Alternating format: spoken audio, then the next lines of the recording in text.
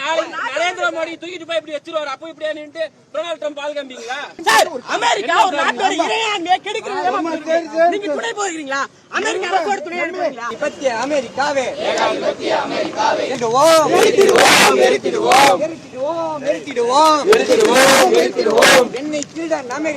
என்னை திருடன் அமெரிக்காவை எரித்திடுவோம்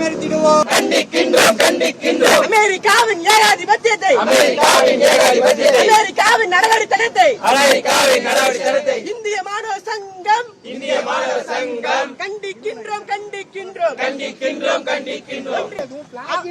அமெரிக்கா ஒரு நாட்டோட இறையாண்மையை கெடுக்கிறது. நீங்க துணை போகிறீங்களா? அமெரிக்கா அரசோட துணை அனுப்புறீங்களா? உங்களுக்கு என்ன சார் பிரச்சனை? சார் உங்களுக்கு என்ன சார் பிரச்சனை? நீங்க இந்திய நாட்டுக்கு விசுவாசமா இருக்கீங்க சார். அமெரிக்காக்காரங்க விசுவாசமா இருக்கீங்க. இந்தியாவுக்கு எதிராக செயல்படுற பஞ்சசீல மனுஷரா கொள்கைங்கிறது இந்தியாவோடது.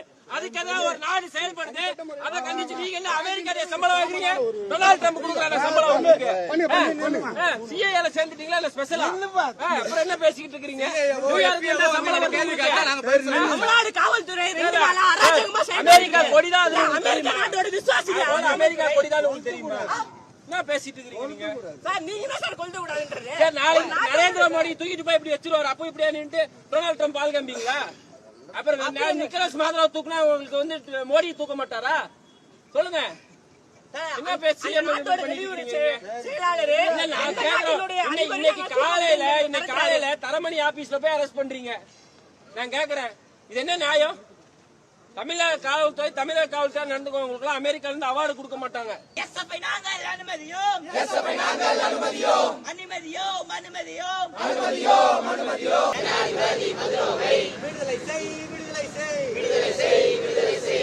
கடந்த டிசம்பர் 3ஆம் தேதி வெனிசுலாவினுடைய பெரும்பகுதி மக்களால், அநேகமாக 80% மக்களால் தேர்ந்தெடுக்கப்பட்ட வெனிசுலா நாட்டினுடைய அதிபர் நிக்கலஸ் மாதுரோ அவர்களையும் அவருடைய மனைவியையும் அமெரிக்காவினுடைய அந்த ராணுவம் வெனிசுலாவின் மீது அத்துமீறி தாக்குதலை நடத்தி கைது செய்து நியூயார்க் நகரத்திற்கு அழைத்து செல்லப்பட்டிருக்கக்கூடிய நடவடிக்கை என்பது சர்வதேச அளவிலும் சரி, ஒரு இறையாண்மை கொண்டிருக்கக்கூடிய நாட்டில் இப்படியான தாக்குதல் என்பது சட்டவிரோதமான நடவடிக்கை ஆகும்.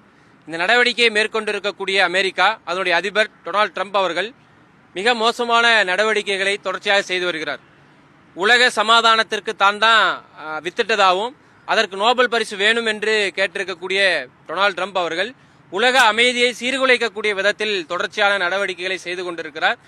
இதற்கு முன்பாக ஈராக்கின் மீது தாக்குதல் நடத்துகின்ற பொழுது weapon of the mass destruction என்று சொல்லக்கூடிய நியூக்ளியர் வெப்பன்ஸ் இருக்கு என்று சொல்லி அங்க போய் ஒண்ணுமே இல்லை, அந்த நாடை மொத்தமாக சீர்குலைத்து அந்த எண்ணெய் வளங்களை முழுமையாக அமெரிக்கா கட்டுப்பாட்டில் எடுத்துக்கொண்டது.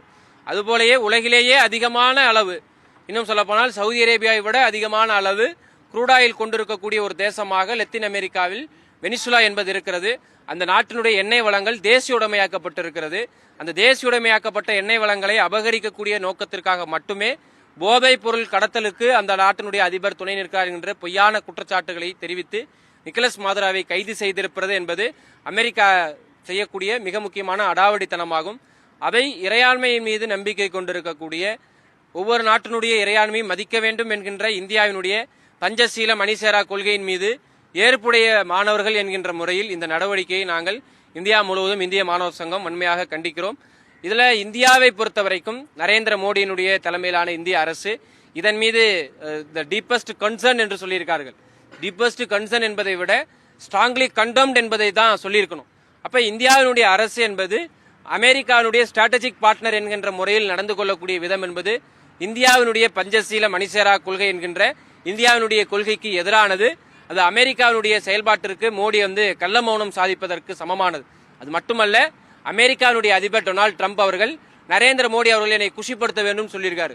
இந்தியாவினுடைய பிரதமரை ஏதோ மசாஜ் கடை ஓனர் போல இவருக்கு ஏதோ குஷிப்படுத்தணும்னு சொல்ற மாதிரி நடவடிக்கைக்கு இந்தியாவினுடைய வெளியுறவுத்துறை அமைச்சரும் சரி, இந்தியாவினுடைய அதிகாரப்பூர்வமான செயலர்களும் சரி, நரேந்திர மோடி இருப்பிடமிருந்தும் சரி எந்த விதமான கண்டனம் வராத பொழுது மொத்தமாக இந்தியாவினுடைய இறையாண்மையை அமெரிக்காவிற்கு அடிமை சாசனம் எழுதி கொடுத்ததை போன்று செயல்படக்கூடிய இந்திய அரசையும் இந்த நேரத்தில் இந்திய மாணவர் சங்கம் என்பது தங்களுடைய கண்டனத்தின் மூலமாக இந்திய அரசு துரிதமான கண்டனத்தை தெரிவிக்க வேண்டும் என்பதையும்